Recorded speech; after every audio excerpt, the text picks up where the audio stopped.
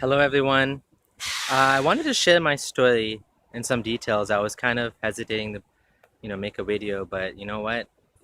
I thought maybe I should do that because few people thought maybe, maybe I'm not a real person. Some people thought there was some Jewish conspiracy going on, and all sorts of ideas out there. So I wanted to make a video to show that I'm a real person. I was born I was born into an Ismaili family. My dad is Ismaili, my mom was Sunni, and I was raised an Ismaili. And around the age of maybe 18 or so in high school, I found Islam. Some of my friends invited me to read the Quran, and I started reading it. I started praying, what was called namaz or salah. And I got really excited. I found the Quran, and I got really excited about it.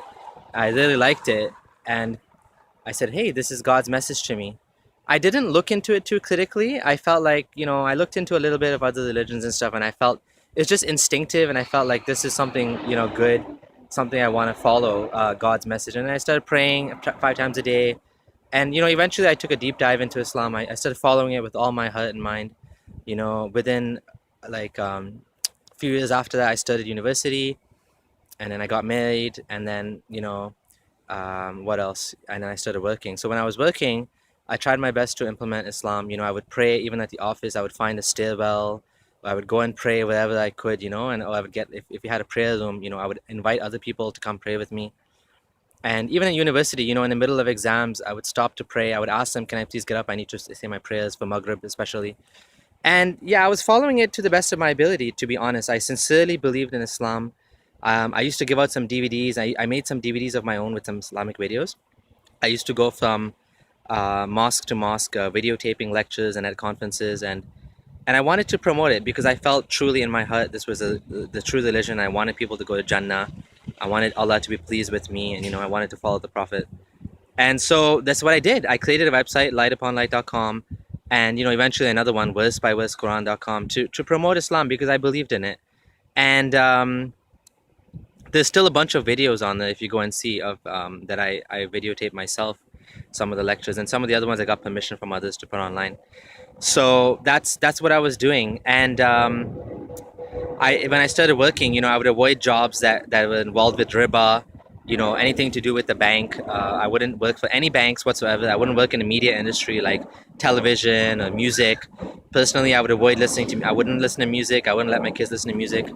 I even put my kids in Islamic school, for as much as I could afford it, even though it was expensive here in Canada.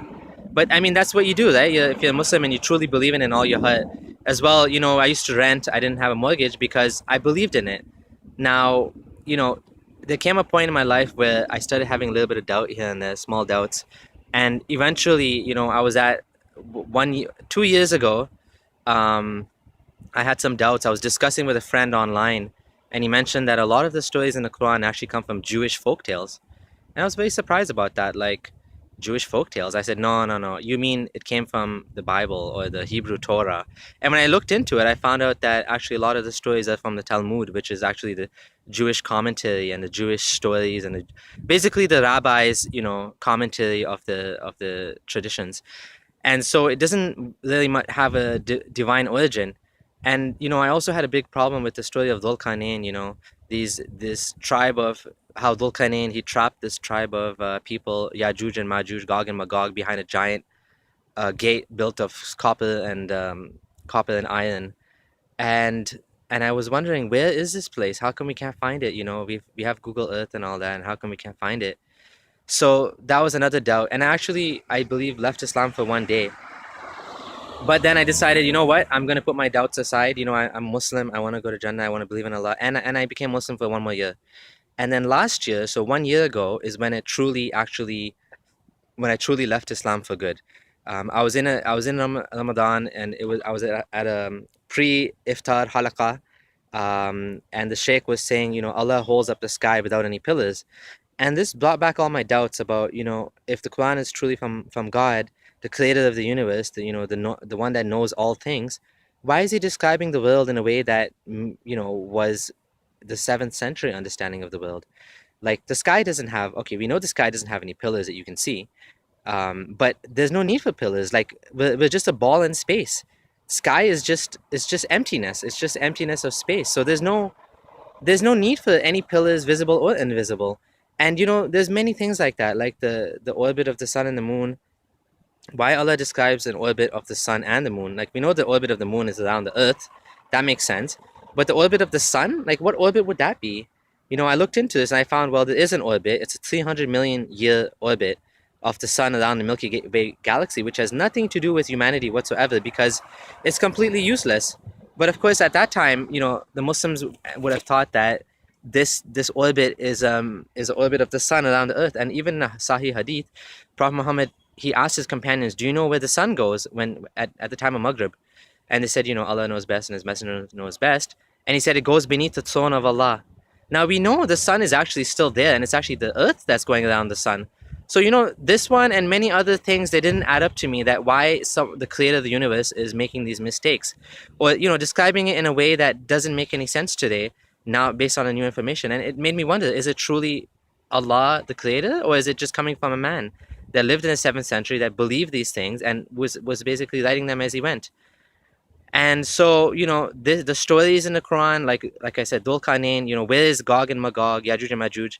There's supposed to be, millions and millions of them stuck behind this dam. We haven't found any giant gate anywhere in the world. I mean, even some of I think it was Omar, we went to look for it and they didn't find it. I mean, it doesn't make any sense, right? And so these things, my doubts began to grow and grow. And eventually I got to the point where I said, this can't be from God. I don't believe in this anymore. And because my doubt became more than my certainty.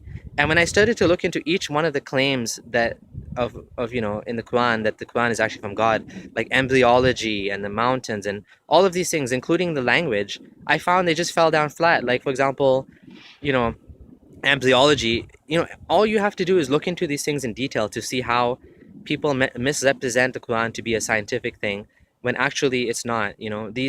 These stories were meant to be like, kind of to bring you to remember God, and to say, look how amazing it is that, the embryo, how it glows. It wasn't meant to be, scientifically accurate. And when you look into it, you find it's actually, the idea is flawed. And same thing with the stories in the Quran, like, if they were true stories, why is it that we're finding trouble, verifying these facts? I'll make another video about Dhul Qarnayn in the future. It's a longer topic.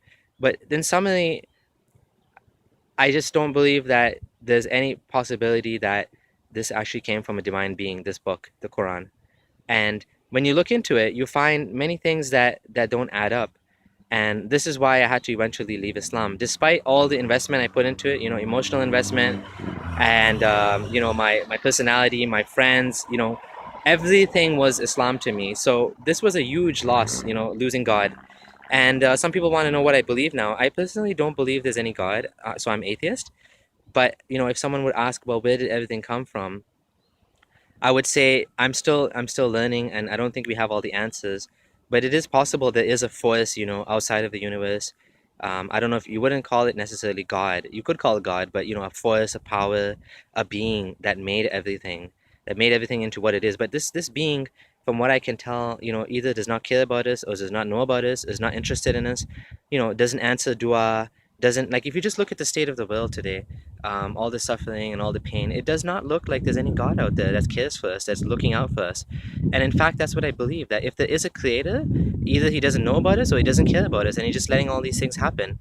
And which is why I'm an atheist, because I don't believe that there is a God. But if there is a creator out there, I mean, maybe he has no personality. Maybe it's just like a force, a power,